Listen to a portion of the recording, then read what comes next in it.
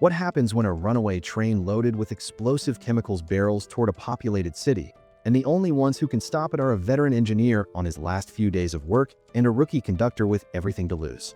Can they stop it in time, or it will crash into the city? Will Colson was just starting his first day as a conductor at Brewster Yard in southern Pennsylvania, but his mind was elsewhere.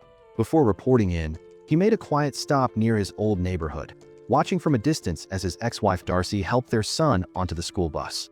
He couldn't go any closer, not with the restraining order still in place. Just 2 weeks earlier, Will had lost control during a jealous outburst. After seeing Darcy texting someone and jumping to the wrong conclusion, he'd shown up at the guy's house with a gun, only to find out the man was a cop, and Darcy had actually been messaging her sister. Now, every step he took felt like damage control. He tried calling her, hoping she might pick up, but she sent him straight to voicemail. At the yard, Will met the man he'd be working with, Frank Barnes, a seasoned engineer who'd been running trains longer than Will had probably been alive. Frank's old crew cracked jokes about Will being a rookie, and Will fired back with a few age-related jabs of his own. It was tense, but manageable. They agreed to meet by the trains later, though the other workers weren't shy about saying they thought Will only landed the job thanks to family connections in the union. While things were just getting started at Brewster, a serious mistake was unfolding up north at Fuller Yard. Dewey and Gillies, two hustlers, were moving locomotive number 777 to clear the track for an incoming train full of students on a field trip. Gillies noticed Dewey hadn't hooked up the air brakes, but Dewey brushed it off. It was just a quick move across the yard, and he didn't want to risk their boss yelling at them for slowing things down. But as the locomotive rolled forward, Dewey realized the switch up ahead was misaligned. He jumped out to fix it, setting the throttle to idle. That's when everything went wrong. The throttle suddenly jumped to full power, and the train took off, leaving Dewey behind. Just like that, number 777 became a runaway train. Back at Brewster, Frank and Will were assigned to pick up 25 cars past Stanton. As they got rolling, Will got a call from his brother. Apparently, his lawyer had managed to get a court hearing to lift the restraining order. Will didn't even have to show up. That gave him a little relief, though it didn't last long. A few minutes later, Frank, who'd just remembered he forgot his daughter's birthday, tried to call her. But she hangs up on him when he tries to come up with some excuse. Tensions rose again when Frank noticed Will had put their train on the track facing the wrong way. Frank snapped, frustrated with how the company kept replacing seasoned workers with undertrained rookies. But after spending hours on the train together, their walls started to come down. Will opened up about the restraining order and how his life had gone off track. Frank shared that he'd lost his wife to cancer. What started as a rocky workday slowly turned into a shared understanding between two men carrying their own weight of regrets. Meanwhile, at Fuller Yard, Yardmaster Connie Hooper walked into chaos. Once she was brought up to speed about the runaway, she got to work fast. First, she told to call the conductor of the student train and had him divert safely to a siding in Portville, just in time to watch the runaway number 777 thunder past. Then, she called in Ned Oldham, a welder, and told him to race ahead in his truck and switch the train off the main line. But when Ned got there, it was already too late. The train had passed, and it wasn't slowing down. With few choices left, Connie told Ned, Dewey, and Gillies to follow the train by car. She also reached out to local police, asking them to guard every crossing. Dewey and Gillies caught up with the train and made a daring attempt. Gillies even managed to grab onto the railing, but a trackside sign forced him to let go, and just like that, the train slipped out of reach again.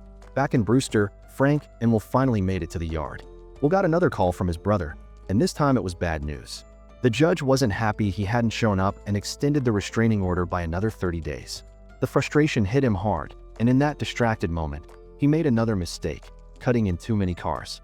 Frank laid into him again, fed up and impatient, but Will just silently took it. Between the runaway train and his personal mess, things were spinning faster than either of them had expected. Just as Frank and Will are butting heads over Will's latest mistake, they get an urgent call. There's a runaway train heading their way, and they need to clear the track at the next siding, 10 miles out. Things suddenly get very real. At the same time, the news is picking up the story, and it's not long before Connie Hooper, the yardmaster, gets a heated call from Oscar Galvin, the VP of train operations. He wants answers fast.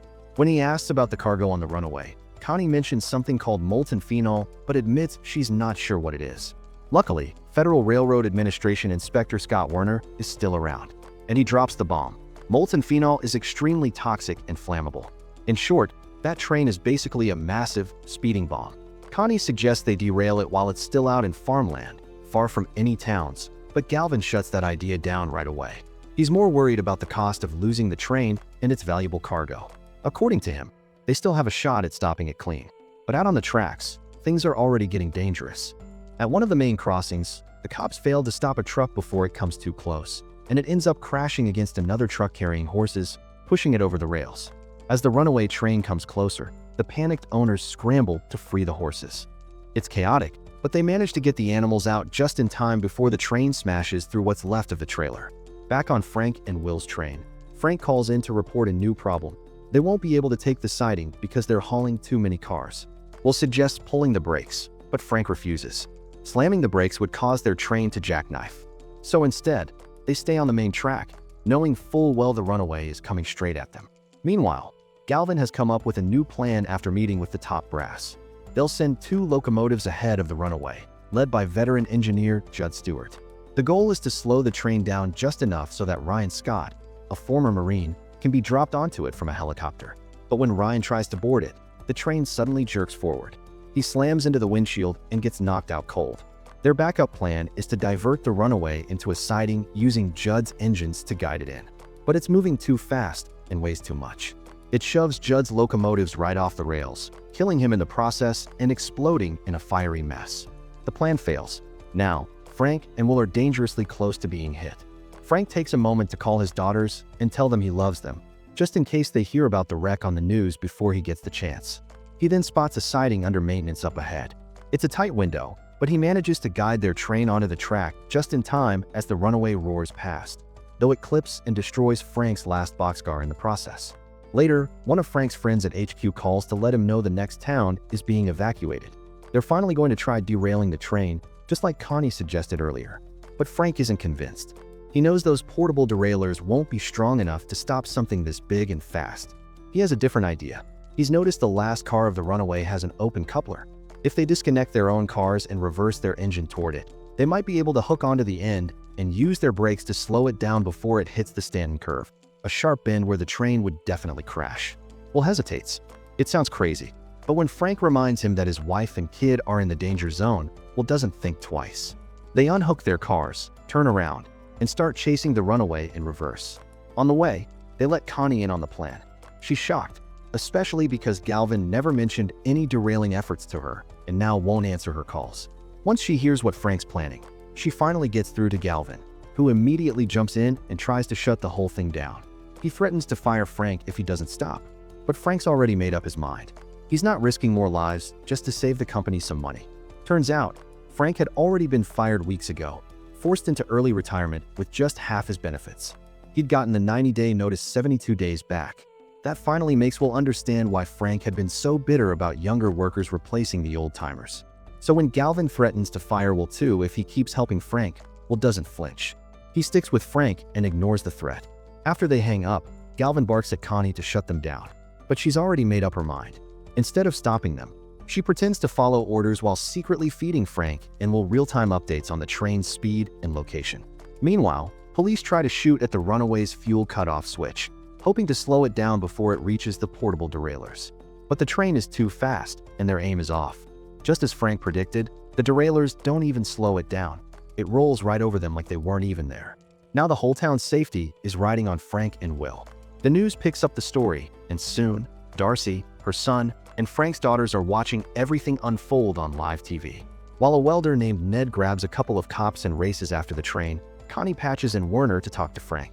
Werner's crunched the numbers and has a new idea. Instead of just pushing the runaway backward, they should alternate full throttle with dynamic braking.